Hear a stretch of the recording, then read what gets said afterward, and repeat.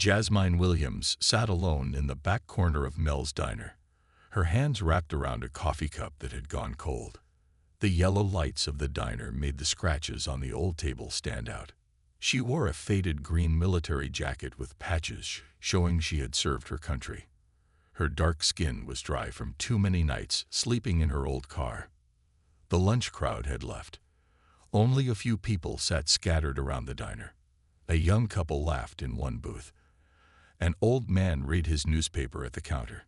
The waitress, Linda, a woman with gray streaks in her hair and kind eyes, kept checking on Jasmine. "Need a warm-up, honey?" Linda asked, holding up the coffee pot. Jasmine smiled and nodded. "Thank you. That would be nice." Linda poured fresh coffee into Jasmine's cup. "You take your time. No rush today." Jasmine was grateful. Most places kicked her out after she finished eating, but Linda was different. She treated everyone the same, whether they wore fancy suits or worn-out clothes. Jasmine had been in the army for 12 years. She had gone to Afghanistan 3 times. The things she saw there still gave her bad dreams. Loud noises made her jump. Crowded places made her feel trapped. After leaving the army, she tried to find work, but the jobs never lasted. Her mind would take her back to the war, and she would freeze up or panic. 6 months ago, she lost her small apartment when the building was sold. The new rent was 3 times what she had been paying. With no money saved and no family to help, Jasmine started living in her car. She kept herself clean by using the shower at a gym where her old friend Marcus worked. He let her in early in the morning when no one else was there. The bell above the diner door rang as 2 police officers walked in. Officer Daniels was tall with a buzz cut. Officer Reeves was shorter with a thick mustache. They were regular customers, and most people in town knew them. They had a reputation for being rough with homeless people. The officers nodded to a few customers and took seats at the counter. Linda greeted them and poured their coffee. "The usual today, officers?" she asked. "Yes, ma'am," Officer Daniels said. "2 specials." Jasmine kept her head down, hoping they wouldn't notice her. She had run into police officers before who told her to move along, even when she wasn't doing anything wrong. Just sitting while being homeless and black was enough to make some officers suspicious. She took another sip of her coffee and opened her small notebook. In it, she wrote down places that were hiring.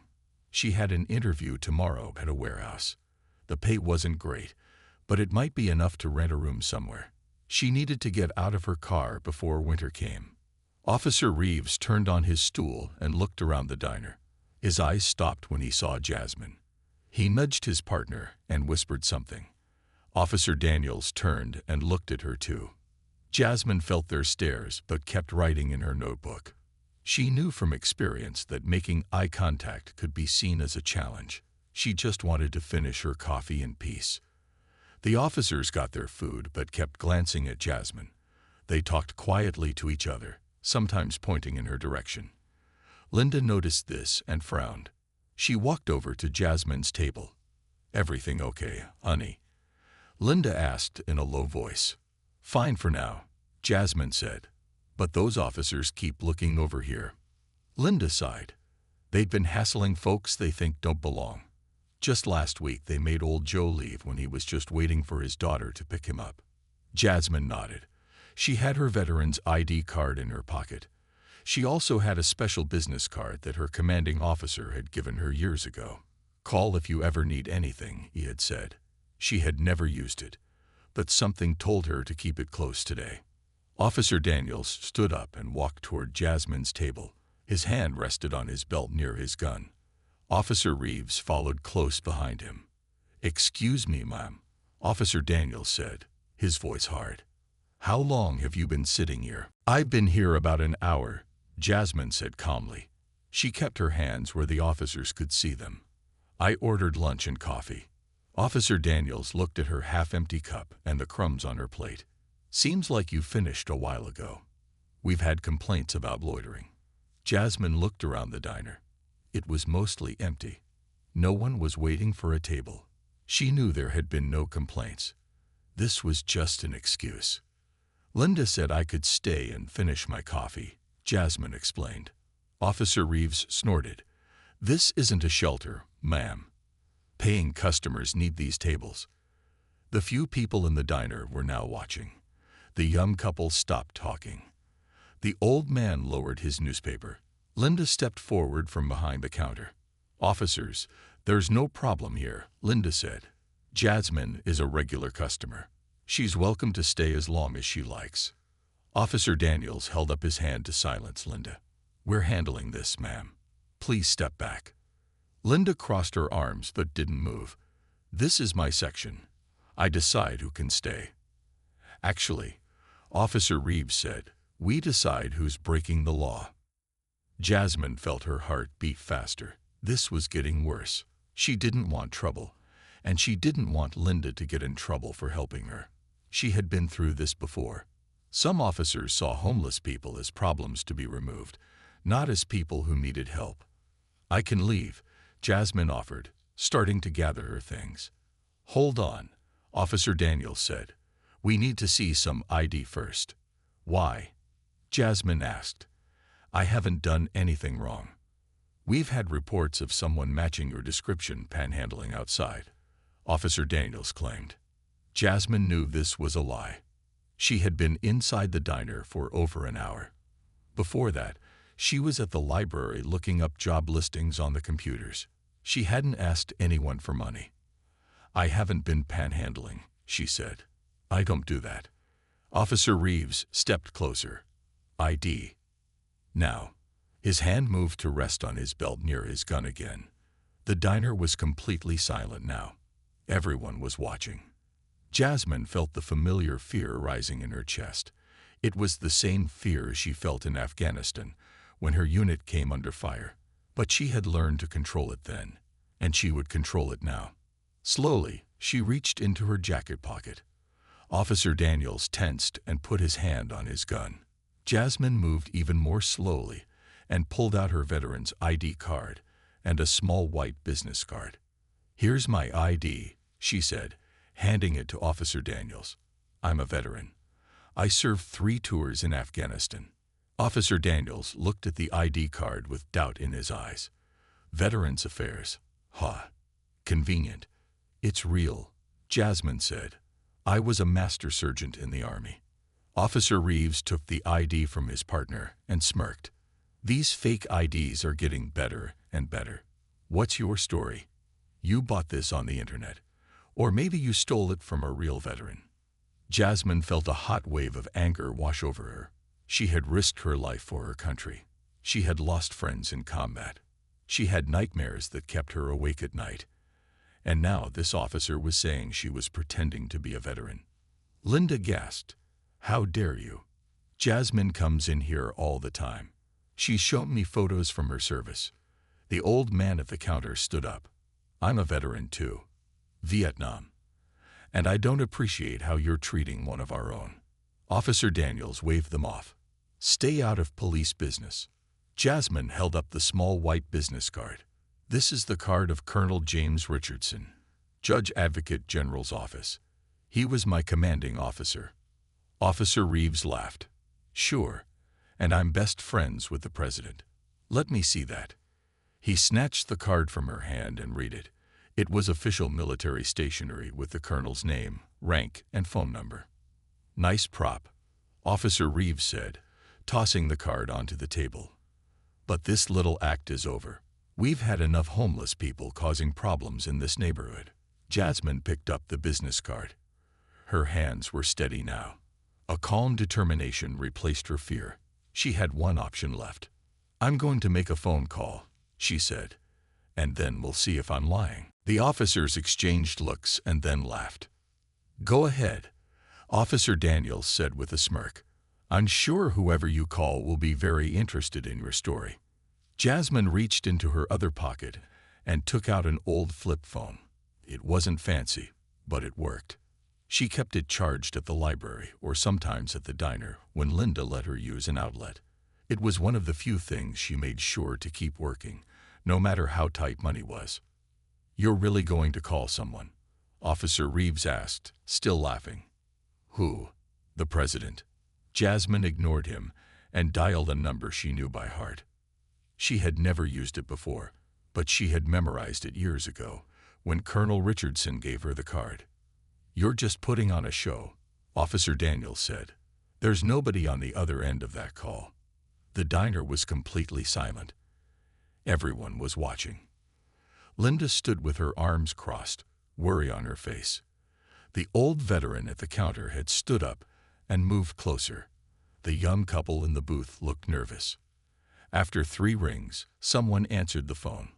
"Hello, Colonel Richardson's office," said a woman's voice. Jasmine felt a wave of relief. The number still worked. "This is Master Sergeant Jasmine Williams," she said clearly. "I need to speak with Colonel Richardson, please. It's urgent." The officer's smile started to fade. They had expected the call to go nowhere. There was a pause on the other end of the line. "Master Sergeant Williams, it's been a long time. Let me see if the colonel is available."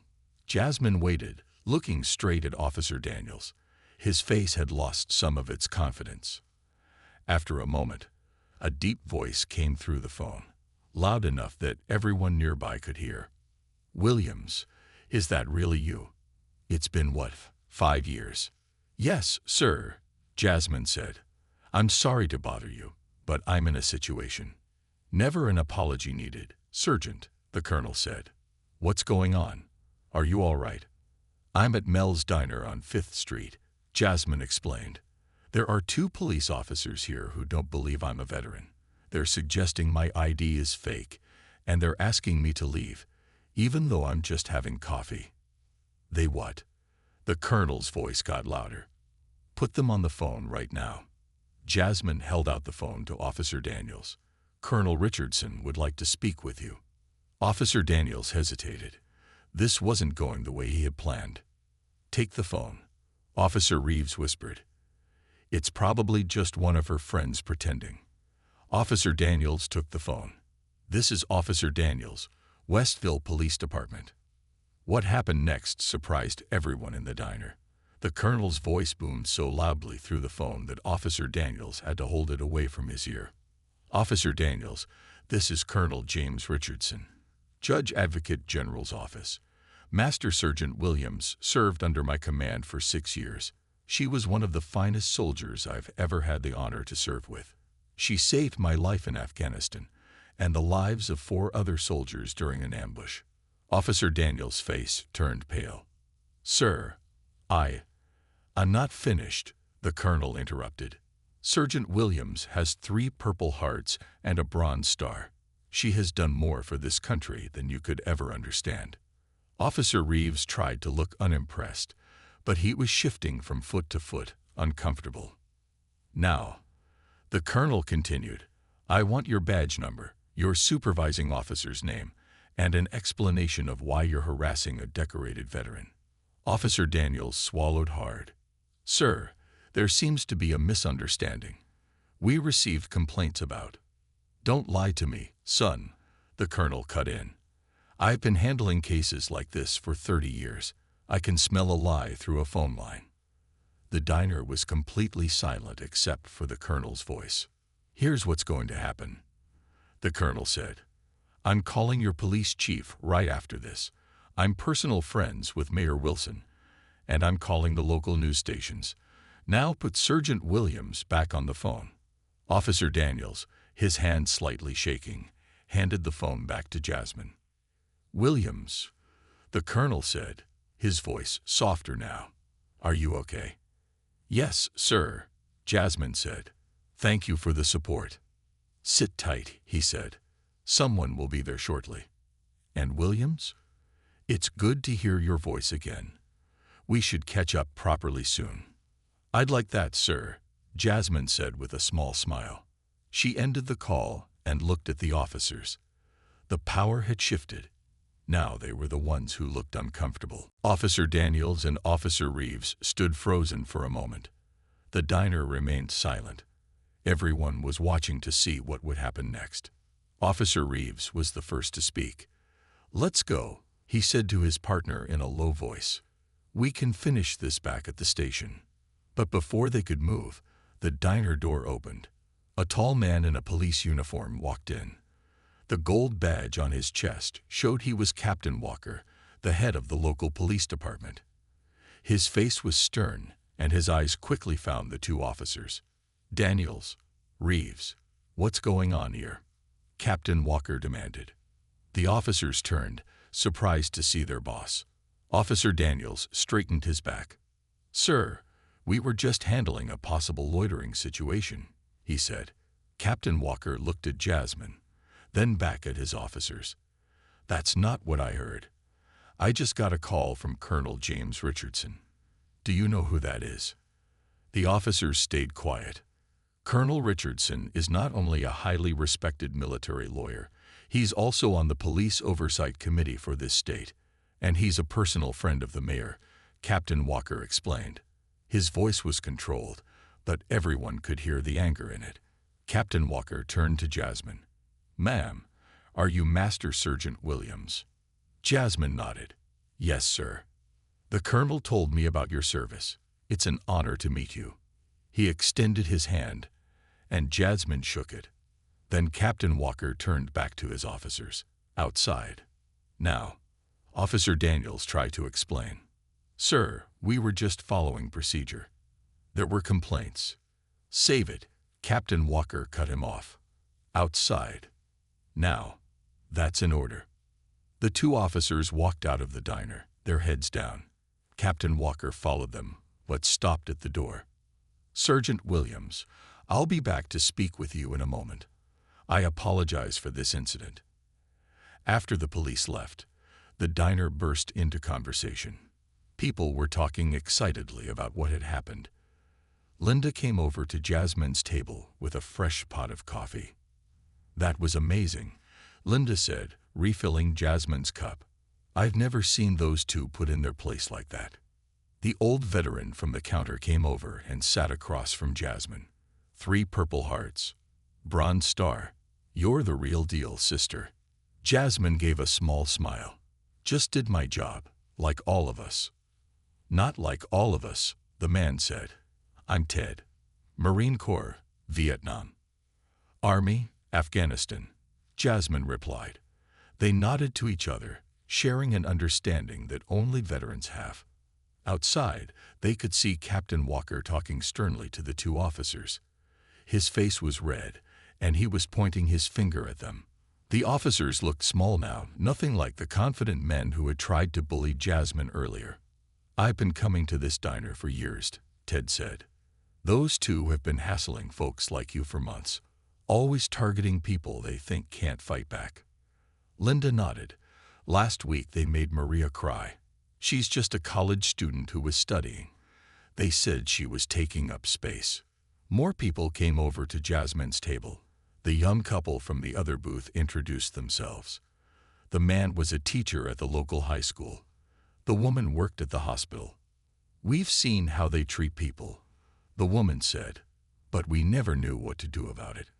Jasmine's phone rang. She answered it. "Williams, it's Colonel Richardson again. I spoke with Captain Walker. He's a good man. He had no idea what those officers were doing." "Yes, sir. He's here now," Jasmine said. "Good. Listen, I'd also called the mayor. She wants to meet with you tomorrow. There's a position opening up in the Veterans Affairs office. They need someone to help homeless vets get back on their feet. I think you'd be perfect for it." Jasmine was stunned. "Sir, I don't know what to say." "Say yes, Williams. You've helped enough people in your life. Maybe it's time to let people help you." Captain Walker came back into the diner. The officers were no longer outside. "I sent them back to the station," he explained. "They're on administrative leave pending an investigation. I need to take your statement, Sergeant Williams, if you don't mind." As Jasmine prepared to tell her story, she realized that her life was about to change. The phone call that was meant to stop harassment had opened a door she never expected. The next morning, Jasmine woke up in her car as usual. The seats weren't comfortable, but she had gotten used to them. For a moment, she wondered if yesterday had been a dream. But then her phone buzzed with a text message. Meeting with Mayor Wilson at 10 a.m. Car will pick you up at Mel's Diner at 9:30. Colonel Richardson. It was real. Everything was real. Jasmine quickly gathered her things. She went to the gym where her friend Marcus worked. He let her in early to use the shower. "You look different today," Marcus said.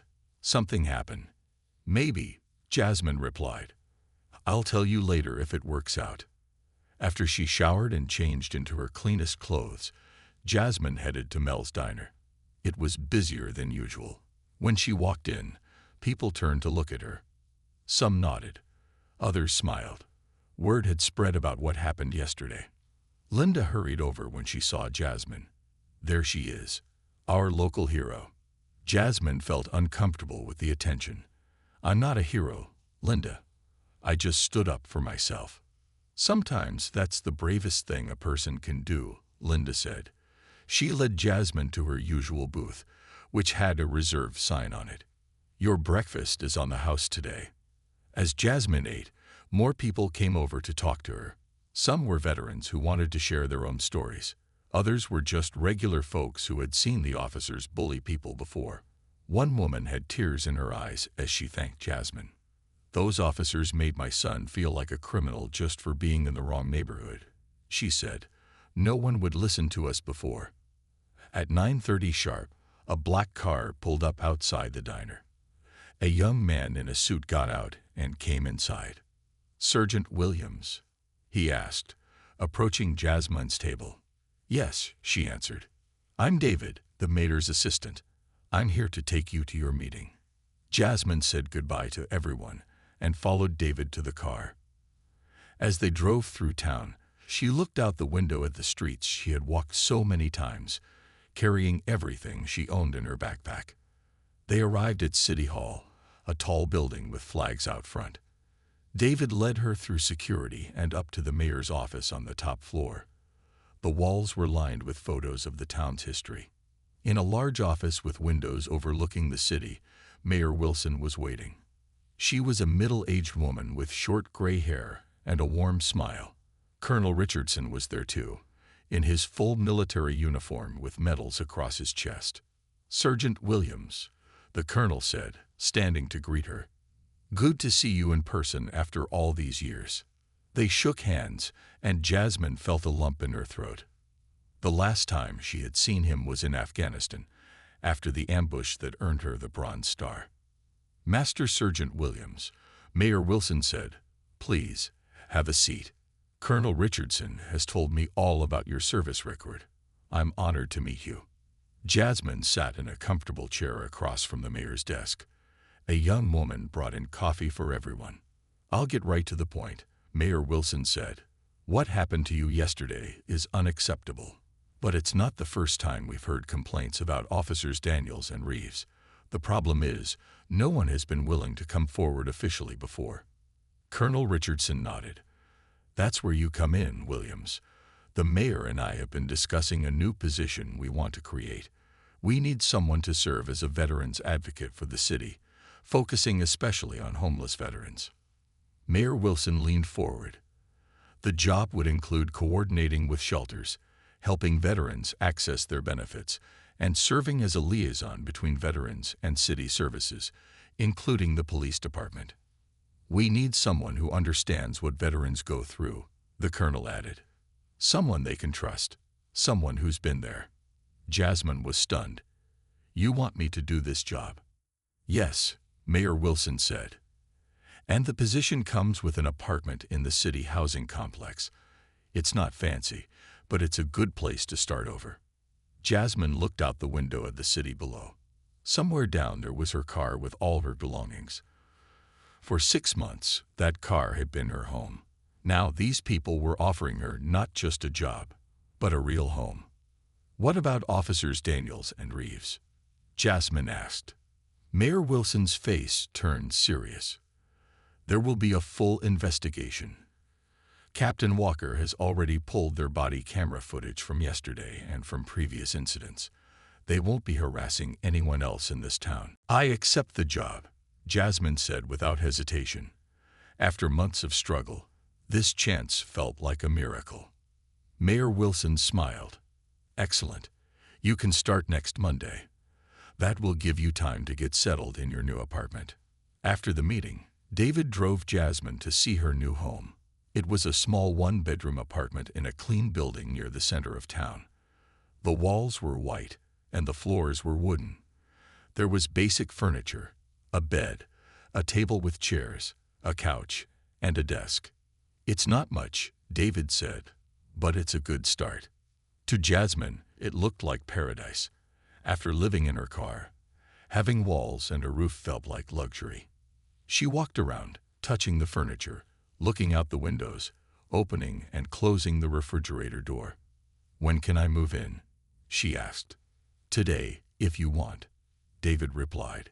"Here are your keys." He handed her 2 keys on a ring with a small American flag keychain. Jasmine held them tightly. Keys to her own place, a real home. Later that day, Colonel Richardson helped Jasmine move her few belongings from her car to the apartment. It didn't take long. She had learned to live with very little. "The mayor wants you to pick out some furniture and household items," the colonel said, handing her a credit card. "City expense account. Get what you need to make this place comfortable." Jasmine had never been good at accepting help. In the army, she was always the one helping others. Being on the receiving end felt strange. "Sir, I don't need." "It's not charity, Williams," the colonel interrupted. "It's an investment. We need you at your best to help other veterans. Consider it part of your job." That evening, after the colonel left, Jasmine sat on her new couch. The apartment was quiet. No car noises, no people walking by, no worry about someone knocking on her window and telling her to move along. She hadn't felt this safe in months. Her phone rang. It was Linda from the diner. "Just checking to see how things went," Linda said. Jasmine told her about the job and the apartment. Linda let out a happy yell. "I knew something good would come of this. You stood up not just for yourself, but for everyone those officers have been pushing around." After they hung up, Jasmine turned on the TV. The local news was on. She froze when she saw her own face on the screen. It was an old photo from her Army days.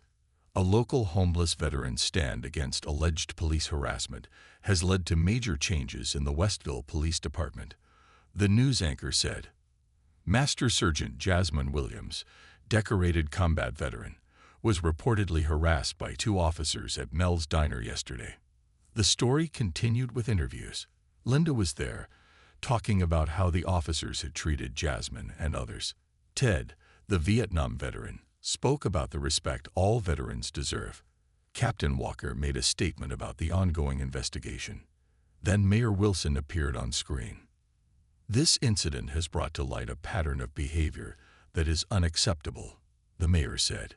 "We are conducting a full review of all complaints against these officers. In addition, I'm proud to announce a new Veterans Advocacy Office, headed by Master Sergeant Williams, to ensure our veterans receive the support and respect they deserve." The news then showed body camera footage from Officer Daniels. Jasmine saw herself from his perspective, sitting quietly at the diner booth. The footage clearly showed that she had done nothing wrong. The camera caught Officer Daniels whispering to his partner, "Let's get this one out of here. Tired of these people thinking they can just sit around all day." The news anchor returned. "This footage and other evidence has led to both officers being placed on unpaid leave. Sources within the department say termination is likely." Jasmine turned off the TV. She felt strange seeing herself on the news. She hadn't wanted any of this attention. She had just wanted to drink her coffee in peace. But now things were changing. Not just for her, but for everyone in town who had been bullied by those officers. She went to the window and looked out at the city lights. Tomorrow, she would buy sheets for her bed, plates for her kitchen, and clothes for her new job. Tomorrow would be the first day of her new life. 1 week later, Jasmine stood in front of the mirror in her bathroom.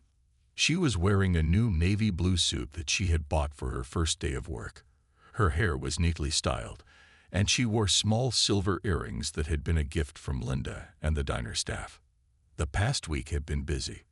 With the help of Colonel Richardson and some volunteers from the local veterans group, Jasmine had furnished her apartment. She now had real plates and cups, soft towels, and pictures on the walls. One photo showed her Army unit in Afghanistan. Another was of her parents, who had passed away years ago.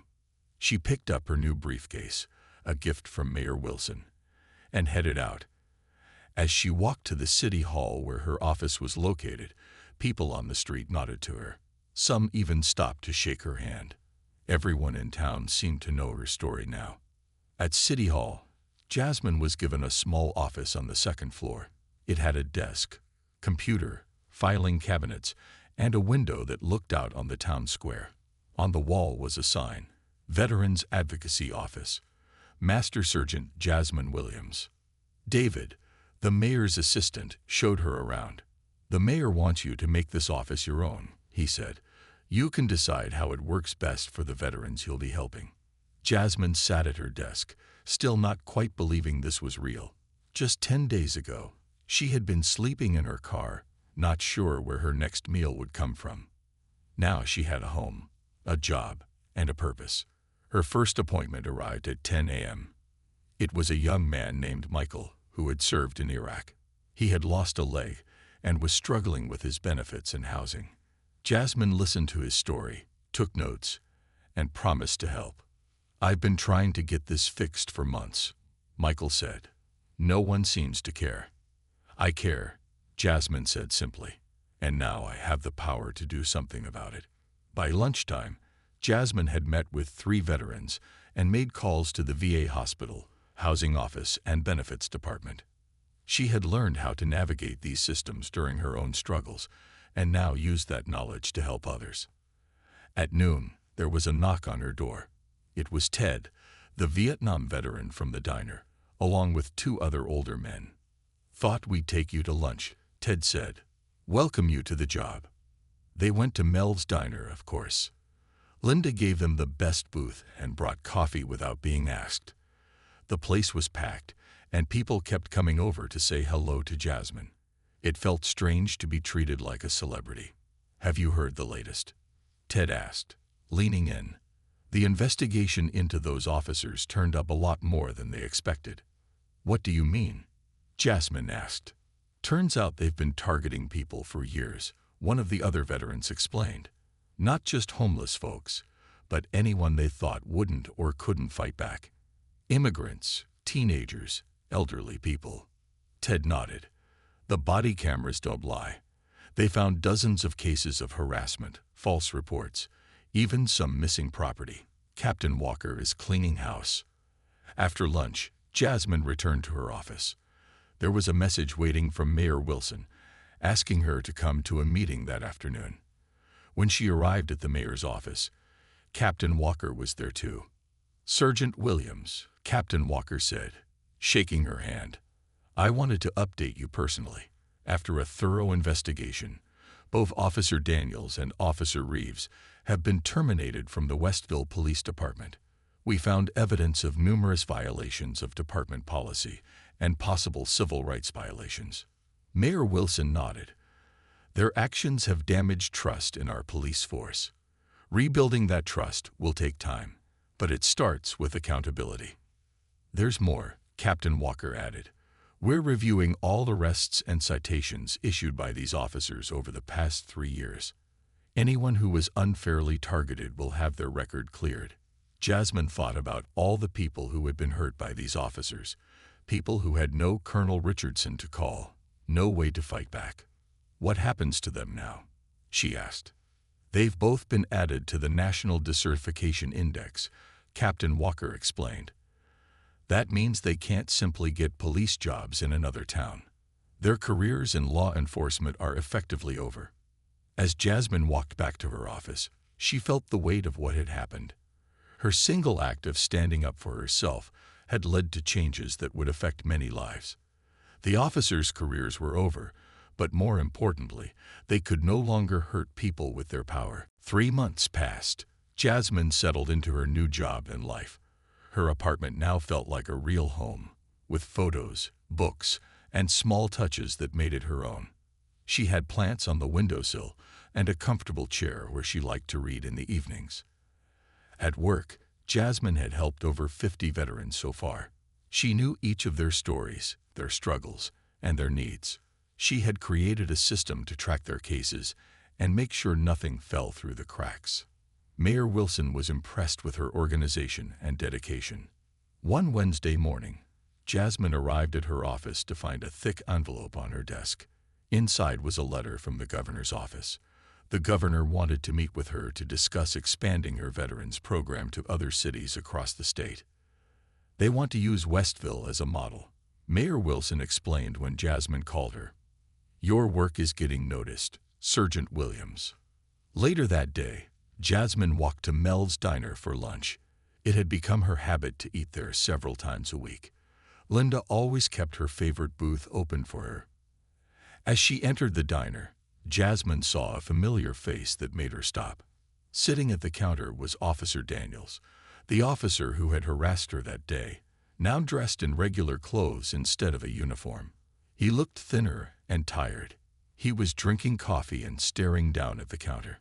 Jasmine hesitated, then walked to her usual booth. Linda came over with a worried look.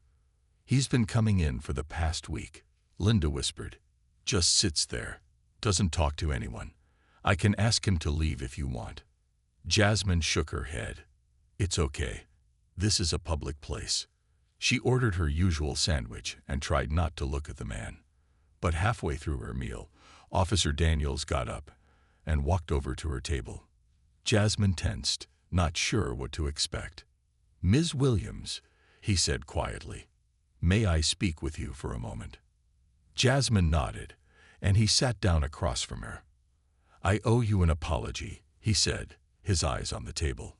What I did to you that day, what I'd done to a lot of people, it was wrong. Jasmine stayed silent, watching him. I lost my job, my pension, everything, he continued. But I deserved to lose it. I've had a lot of time to think about the person I became when I put on that uniform. He finally looked up at her. I'm not asking for forgiveness. I just wanted you to know that you opened my eyes.